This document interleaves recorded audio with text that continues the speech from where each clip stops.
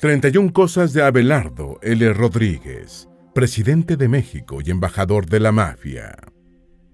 Muchos de los presidentes mexicanos del siglo XX llegaron al poder para enriquecerse. Sin embargo, Abelardo Rodríguez ya era inmensamente rico cuando ocupó el máximo despacho de México, entre 1932 y 1934.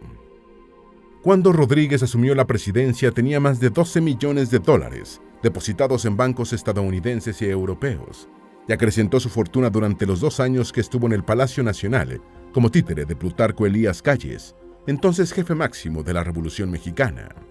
Rodríguez, que nunca terminó la educación primaria y se dio una formación autodidacta, fue una combinación de astucia y valentía en el campo de batalla. Cada ascenso que obtuvo durante la Revolución Mexicana se lo ganó a pulso en primera línea de combate, y sus 2 heridas en batalla fueron las mejores credenciales para acceder a los centros del poder. Como este joven de bajos recursos, que probó suerte como jugador de béisbol, dependiente comercial, empleado ferroviario y cantante para ganarse la vida, se convirtió en el hombre más rico de Baja California y uno de los más acaudalados de México. ¿Cómo fueron sus vínculos con el mundillo del crimen organizado estadounidense, que le valieron el remoquete de embajador de la mafia? Vamos a conocer en este video estas y muchas otras cosas sobre Abelardo Rodríguez, el último presidente del Maximato, el hombre que entregó el poder al legendario Lázaro Cárdenas. Antes de meternos a fondo, no olvides suscribirte a nuestro canal y activar las notificaciones para mantenerte al día con nuestras actualizaciones.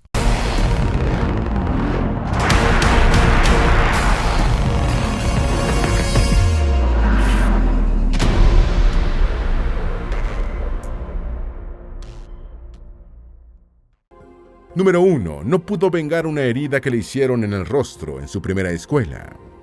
Abelardo Rodríguez Luján nació en el seno de una familia de bajos recursos de San José de Guaymas, Sonora, el 12 de mayo de 1889. A los 11 años asistió brevemente a una escuela de Nogales, Arizona, donde los alumnos estadounidenses hostigaban a los mexicanos. En una ocasión, mientras formaban fila, un chico de nombre Don Herrera lo empujó hacia atrás, donde otro muchacho llamado Owen Walker lo esperaba con un cuchillo con el que le produjo una herida de 6 centímetros de largo en la mejilla izquierda a Abelardo.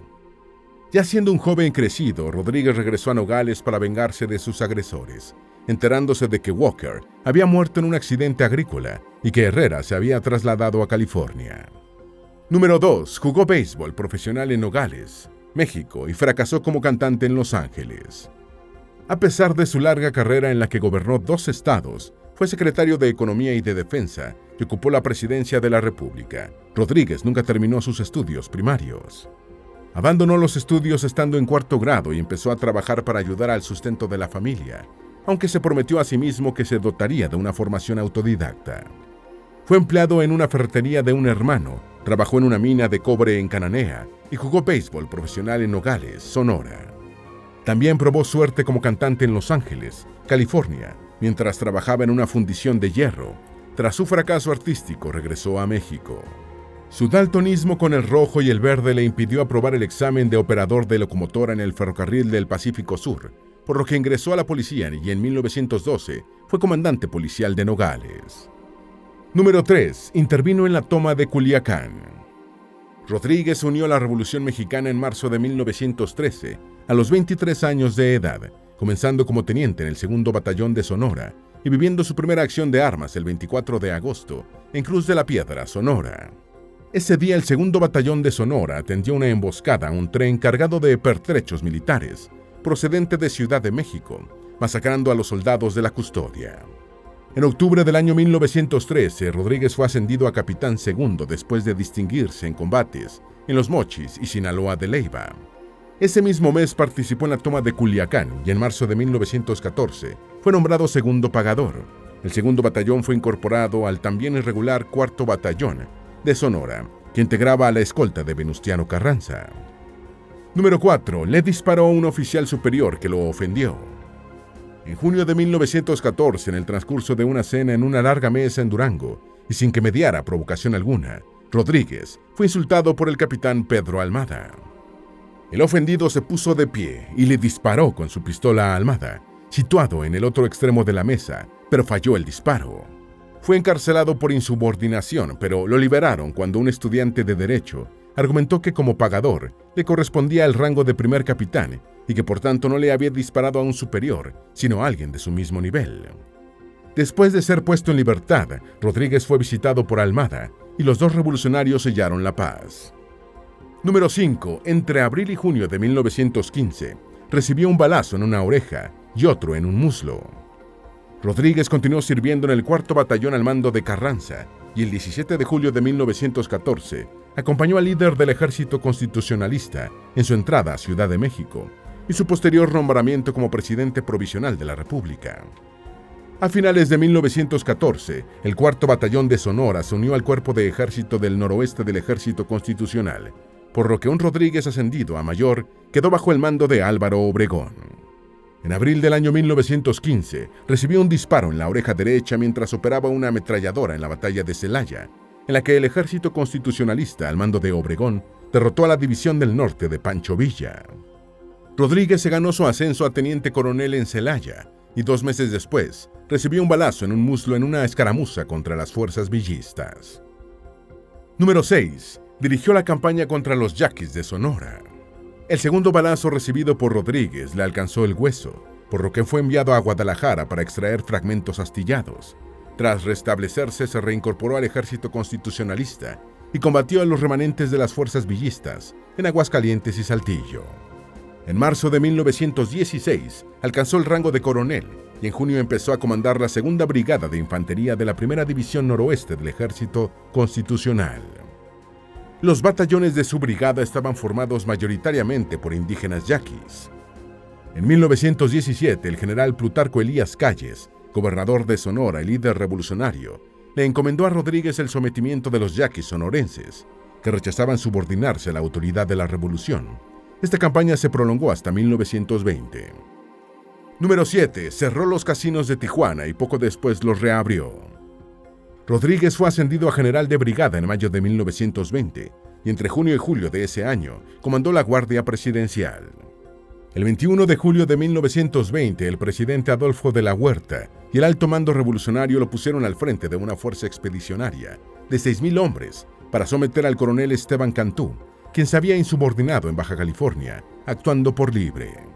El rebelde prefirió exiliarse en Los Ángeles antes de la llegada de Rodríguez, y este fue designado comandante militar del territorio norte de Baja California en 1921, purgando los mandos fieles a Cantú. Se estrenó en su nuevo cargo cerrando los casinos que habían florecido en Tijuana, bajo el mando de Cantú, aunque poco después permitió su reapertura. Número 8. Se hizo rico con las actividades del turismo del vicio. En 1923, Abelardo Rodríguez fue nombrado gobernador del territorio norte de Baja California, conservando el cargo de comandante militar. Estados Unidos había comenzado la era de la prohibición, o ley seca, en enero de 1920. Y Tijuana estaba consolidada como un refugio extranjero de los estadounidenses de San Diego, Los Ángeles y lugares cercanos para disponer de alcohol, drogas, juegos de azar y trabajadoras sexuales en un solo sitio. Durante los más de 7 años que se desempeñó como gobernador territorial, Rodríguez extendió y se benefició ampliamente de las actividades de venta de alcohol y conexas que había desarrollado su predecesor, Esteban Cantú.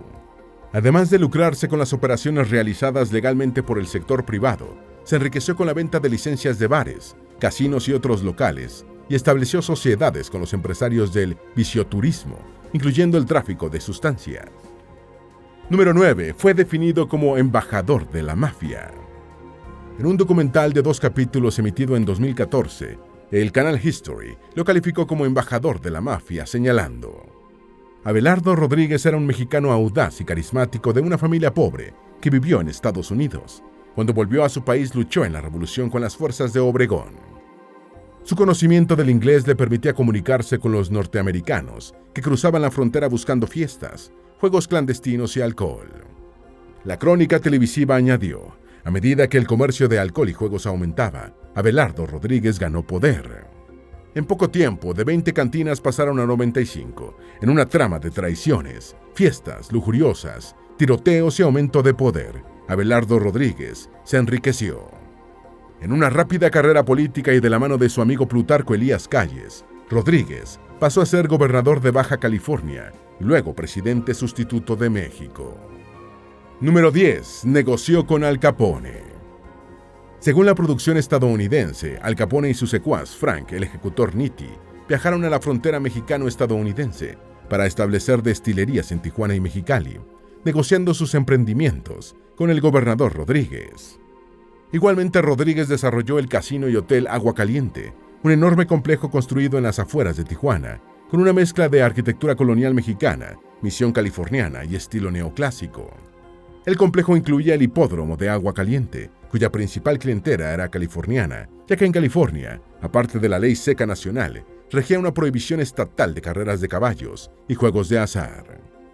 Como los estadounidenses no podían poseer tierras en México, Rodríguez compró el terreno a través de su hermano Fernando, en un lugar con un manantial de aguas termales, de allí su nombre.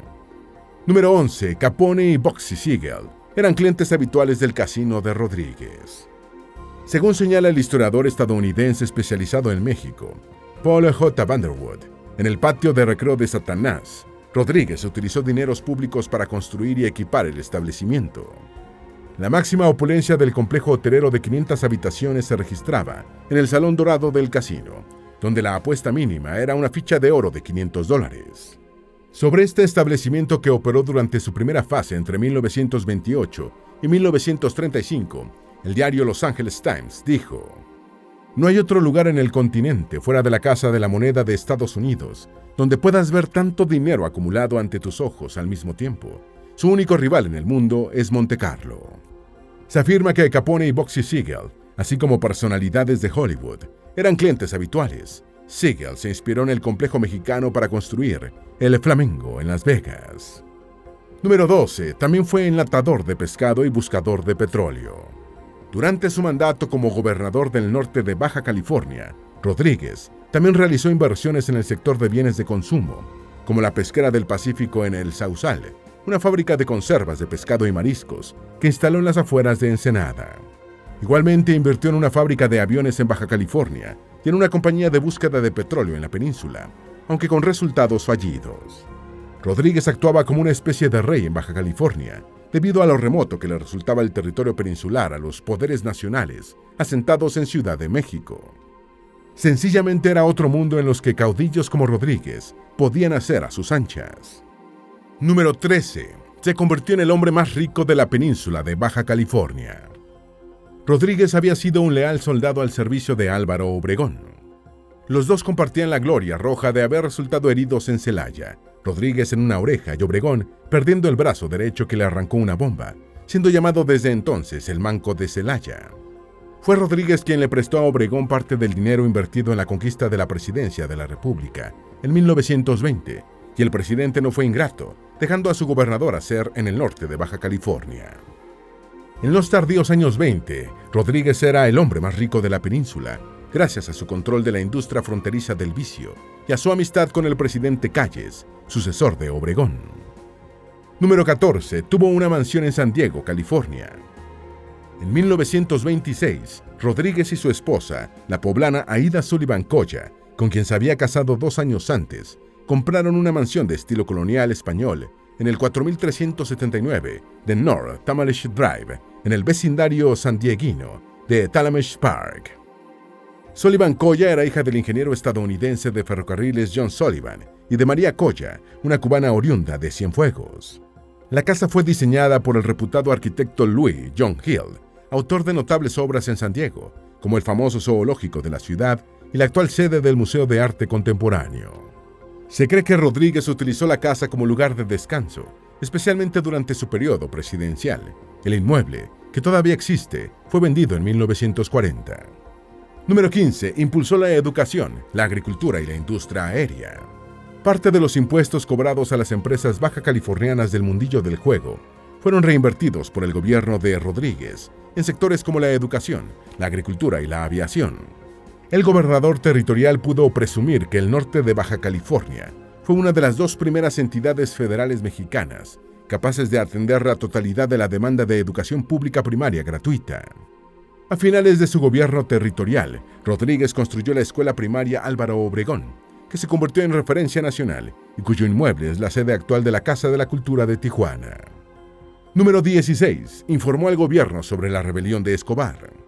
En 1929, su último año como gobernador del territorio del norte de Baja California, Rodríguez fue invitado por José Gonzalo Escobar a unirse a una rebelión contra el gobierno interino de Emilio Portes Gil, surgido después del asesinato de Álvaro Obregón, cuando éste esperaba para asumir su segundo mandato.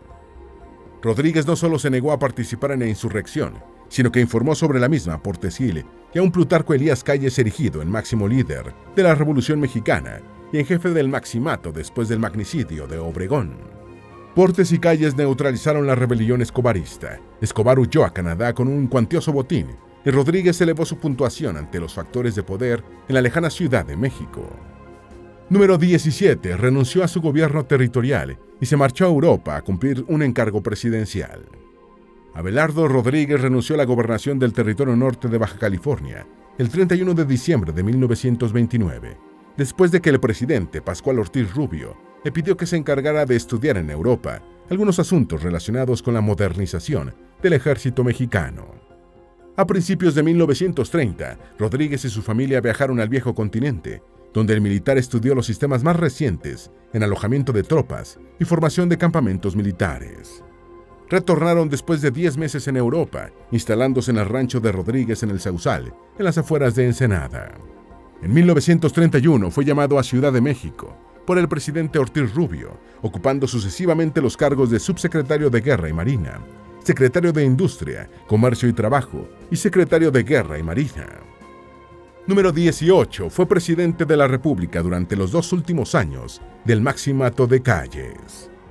En el verano de 1932 estallaron las tensiones entre Ortiz Rubio y Calles, y el presidente interino renunció el 2 de septiembre. Con la presidencia acéfala, el gabinete ejecutivo se reunió en la casa particular de Calles en Cuernavaca, enviando una señal más de quién era el que mandaba en México. Después de considerar a algunos candidatos del gabinete, el jefe máximo de la revolución decidió presentar al Congreso la candidatura de Abelardo Rodríguez para la conclusión del periodo presidencial. Rodríguez ejerció la presidencia de la República Mexicana entre el 4 de septiembre de 1932 y el 30 de noviembre de 1934, últimos 2 años del Maximato. Número 19. Fue un leal servidor de Calles. Rodríguez estabilizó el gabinete ejecutivo, que durante el periodo de Ortiz Rubio había estado sujeto a una alta rotación de secretarios de Estado, pero no pudo evitar ser considerado un simple títere de Calles. La prensa mexicana se refería a Calles como jefe máximo o jefe supremo de la revolución, y los periódicos estadounidenses lo llamaban el hombre fuerte de México. En el curso de la historia mexicana, los historiadores Michael Mayer y William Sherman refieren a Rodríguez como un hombre con menos talento administrativo que gusto por el poder, como títere número 3 del Maximato. Sin embargo, al plegarse incondicionalmente a Calles y ante el deterioro de la salud de este, ejerció su gobierno con un alto grado de poder político. Número 20. Fue llamado el Roosevelt mexicano. Mientras un millonario Rodríguez disfrutaba de un cómodo mandato presidencial, Calles se sentía seguro con él en el Palacio Nacional. Parte de la prensa estadounidense lo llamaba el Roosevelt mexicano, destacando sus esfuerzos en materia de educación pública y en mejorar las condiciones de vida de los trabajadores con la implantación de un salario mínimo. El empresario inmobiliario y futuro senador republicano por California, Ed Fletcher, dijo: "El presidente Rodríguez está desarrollando a México de manera comercial y cultural". Sin embargo, varios de sus ministros consultaban al líder máximo antes de obedecer sus órdenes, y se produjo un desencuentro cuando destituyó al callista Alberto J. Pani como secretario de Finanzas, lo que resolvió dándole el puesto al propio Calles. Número 21. El enfermo Calles descansaba en el rancho de Rodríguez. En 1932, cuando Rodríguez asumió la presidencia, un Calles de 55 años ya estaba muy achacoso de salud, con una combinación de arteriosclerosis, artritis y una crónica afección intestinal atribuida a un estilo de alimentación. Aunque todavía podía considerarse un hombre joven, su mala salud alejó a Calles de los pasillos del poder de Ciudad de México y empezó a pasar tiempo en la casa de playa de su nuera, en el Tambor, Sinaloa, y en el rancho de Rodríguez, en el Sausal, Baja California. Además, la joven segunda esposa de Calles, Leonor Llorente, murió de un tumor cerebral en 1932, terminando de abatir al expresidente y líder máximo de la revolución. Número 22. El incidente de la carta de felicitación de Roosevelt. En marzo de 1934, siendo Rodríguez presidente de México, su colega estadounidense Franklin Delano Roosevelt firmó una carta dirigida a Calles en la que lo felicitaba por la paz y la creciente prosperidad de México. Enterado de la carta, que estaba previsto entregar en el transcurso de un almuerzo que Calles ofrecía en su casa de Cuernavaca al nuevo embajador estadounidense en México, Josephus Daniels, Rodríguez hizo ver lo impropia de la situación, ya que el presidente era él. El almuerzo se suspendió pretextando un problema de salud de Calles, aunque la carta de todas formas fue entregada. Número 23. Fue felicitado por altos funcionarios estadounidenses en México. El asunto de la carta se produjo a pesar de que Rodríguez era un presidente notoriamente pro-estadounidense. Tenía casa en San Diego, se había hecho rico mediante relaciones con el mundo del delito de Estados Unidos y había estado casado con Ethaniel Vera Meyer, estadounidense de Chicago. Cuando juró como presidente el 4 de septiembre de 1932, Rodríguez dijo: "Mi política hacia los Estados Unidos consistirá en continuar las relaciones de amistad que han existido". En enero de 1933, Robert E. Cummings, agregado militar de Estados Unidos en México, declaró: "El general Rodríguez está haciendo un buen trabajo como presidente y está asumiendo cada vez más responsabilidades y decisiones que antes estaban en manos del general Calles durante la administración de Ortiz Rubio". El embajador Reuben Clark igualmente celebró el fortalecimiento del peso mexicano, que evidenciaba la confianza en el gobierno de México. Número 24. Le tocó lidiar con las secuelas de la Guerra Cristera. El fuerte anticlericalismo de Calles durante su presidencia había llevado al estallido de la Guerra Cristera entre el ejército mexicano y milicias católicas. Durante el interinato de Portes Gil se llegó a una relativa paz, pero la Iglesia continuaba rechazando las persecuciones contra sus miembros en varios estados mexicanos. El Papa Pío XI publicó una encíclica que cuestionaba la legislación mexicana que afectaba al clero, y el delegado apostólico Leopoldo Ruiz y Flores calificó al gobierno de ateo y socialista y llamó a los católicos a desconocerlo. El presidente Rodríguez tomó medidas contra algunos altos clérigos, sin que se produjera el levantamiento solicitado por los católicos. Número 25. Fijó el salario mínimo entre 1 y 3 pesos diarios. El 1 de enero de 1934, en el transcurso de la Gran Depresión, entró en vigencia en México la Ley de Salario Mínimo, que fijó esta remuneración entre 1 y 3 pesos diarios, dependiendo del tipo de trabajo y de la región del país. En agosto del mismo año, Rodríguez declaró que la ley había beneficiado a 2.5 millones de trabajadores del campo y de la industria. Rodríguez era partidario del cooperativismo, al que veía como una manera más equitativa de explotar los recursos nacionales y distribuir la riqueza, promoviendo ante el Congreso la aprobación de una ley de cooperativas. Otra importante medida fue la creación de la empresa privada Petromex, vinculada con el gobierno, para competir con las compañías extranjeras que dominaban la industria. Número 26. Poseyó la congeladora de camarones más grande del mundo. El 30 de noviembre del año 1934, Rodríguez transfirió el poder a Lázaro Cárdenas, que se convertiría en una de las personalidades políticas más influyentes de México a lo largo del siglo XX y que impondría fin al maximato de Plutarco Elías Calles. Cárdenas prohibió los juegos de azar, propinando un rudo golpe a las finanzas de Rodríguez, quien de todas formas dejaba la presidencia siendo uno de los hombres más ricos de México. Viajó varios años por Europa en compañía de su tercera esposa, Aida Sullivan, y cuando retornó a México se instaló en su rancho de Baja California. Invirtió mucho dinero en la captura y enlatado de productos del mar, y su pesquera de Topolobampo llegó a ser la congeladora de camarones más grande del planeta. Número 27. Comenzó la modernización de Sonora.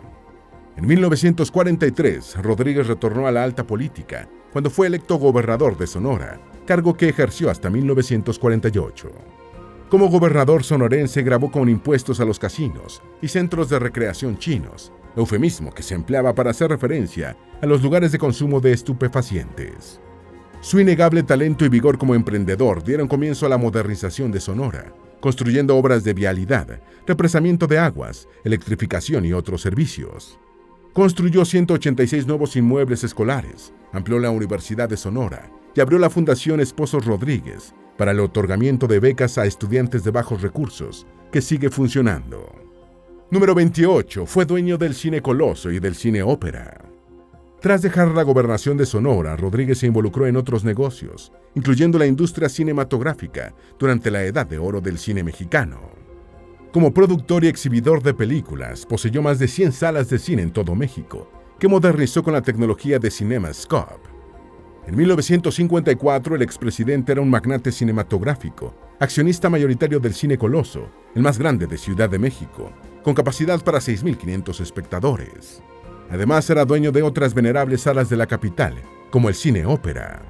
Junto a su socio estadounidense Theodore Gildred Sr. en Estudios Tepeyac, Rodríguez produjo unas 150 películas, varias mediante acuerdos con 20th Century Fox. Número 29. Se opuso a la reelección de Miguel Alemán.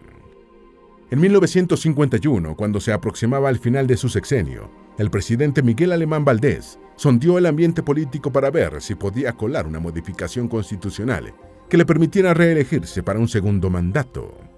Sin embargo, las principales figuras del PRI de la época, como Lázaro Cárdenas, Abelardo Rodríguez y Manuel Ávila Camacho, rechazaron la idea reeleccionista de Alemán, y Adolfo Ruiz Cortines ocupó la presidencia en 1954. El último acto político de gran relevancia al que asistió Rodríguez fue la toma de posesión de Gustavo Díaz Ordaz como presidente de la República en 1964. Número 30. Su segunda esposa se quitó la vida. Rodríguez se casó por primera vez en 1917 con Luisa Montijo de Guayamas, cuando andaba guerreando durante la Revolución Mexicana. De esa relación nació su primogénito, Abelardo Luis, que murió centenario. El primer matrimonio de Rodríguez terminó en separación por mutuo acuerdo. En 1921, Rodríguez se casó con Ethaniel Vera Mayer, estadounidense de Chicago que padecía de depresiones. Esta situación empeoró en 1922, cuando la pareja perdió a su primera hija por un parto prematuro, y Vera Mayer se quitó la vida en el Hotel Belmar de Mazatlán. Rodríguez tuvo 3 hijos con su tercera esposa, Aida Sullivan, a la que le llevaba 15 años. Fue una relación estable de más de 4 décadas, que terminó con la muerte del expresidente. Número 31. Una tragedia familiar tocó nuevamente a su vida 3 años antes de morir. En 1964, Juan Abelardo, hijo de Abelardo Rodríguez y Aida Sullivan, pereció en un accidente de aviación en compañía de su esposa, Janine Radcliffe, cuando el avión que ocupaban chocó con un cableado eléctrico durante el despegue. El hijo de 39 años del expresidente y su cónyuge dejaron 4 hijos pequeños que pasaron al cuidado de sus abuelos. Abelardo Rodríguez murió el 13 de febrero de 1967 en una clínica de La Joya, California, a los 77 años. Abelardo Rodríguez ha sido el único mexicano en obtener el grado de general, gobernar 2 estados y alcanzar la presidencia de la República. Y eso que ni siquiera terminó sus estudios primarios. Esperamos que este video te haya sido útil. Si tienes algo que agregar, por favor, compártelo con nosotros en la sección de comentarios. Dale me gusta a este video y envíale el enlace a tus familiares y a tus mejores amigos para que también sepan más de 31 cosas de Abelardo L. Rodríguez, presidente de México y embajador de la mafia. Si eres nuevo en nuestro canal, no olvides suscribirte. No se te olvide seguirnos en todas nuestras redes sociales, que van a estar aquí abajo en la descripción. Recuerda, un pueblo que no conoce su historia está condenado a repetirla.